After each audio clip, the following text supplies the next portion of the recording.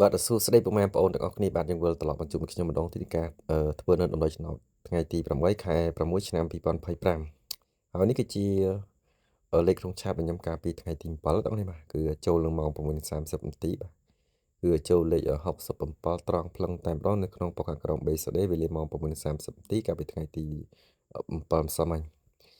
អញ្ចឹងគឺតម្រុយថ្ងៃទី8ខែ6ឆ្នាំ2025គឺខ្ញុំមានខ្ទង់អុសគឺមានខ្ទង់ហុកក៏ដូចជាខ្ទង់ខ្សែ ខ្សែគឺមានចំនួន2គ្រាប់គឺមានលេខ43 44រីឯខ្ទង់ហុកគឺមានចំនួន2គ្រាប់ដូចគ្នាគឺមានលេខ63 64និងលេខមួយគ្រាប់ទៀតល្អដែរគឺលេខ19អញ្ចឹងលេខត្រឡប់ខ្សែហុកមានដូចជាលេខ34 36 46និងលេខ91បាទចំពោះលេខតូច12លេខទាំងអស់គ្នាបាទរីឯលេខធំ3លេខគឺមានចំនួន3គ្រាប់បាទលេខធំទី1គឺ643ពុកម៉ែបងប្អូនទាំងអស់លេខចាស់គុណនិងលេខធំទី2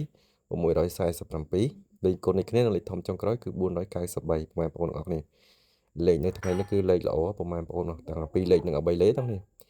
ប៉ុន្តែគាត់ថាលេខហ្នឹងគឺពិសេសជាងគេគឺល្អខ្លាំងជាងគេម៉ោង4បងប្អូនល្អខ្លាំង43បាទ43 63ហ្នឹងគឺល្អខ្លាំងណាស់ពុកម៉ែបងប្អូនម៉ោង4:30នាទីពុកម៉ែបងប្អូនទាំងអស់គ្នាបាទ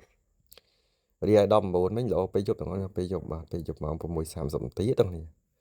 រីឯអ្នកលេងប៉ោះហូគឺបើសិនជាអត់ឆ្លាញ់លេខទាំងអស់នោះទេគឺលេខ3773ទាំងនេះ3773វេលាម៉ោង4:30នាទីទាំងនេះ ចឹងខ្ញុំមានតែប៉ុណ្្នឹងមកចែកជូនដល់ពុកម៉ែបងប្អូនទាំងអស់គ្នាដើម្បីធ្វើការលេងផ្សងសំណាងបាទចឹងកុំភ្លេចចុចSubscribe ចុចជាវហើយ comment លេខ168ហើយនឹងចុចសញ្ញាដៃ like ឡើងលើម្នាក់មួយដើម្បីតាមដាននៅ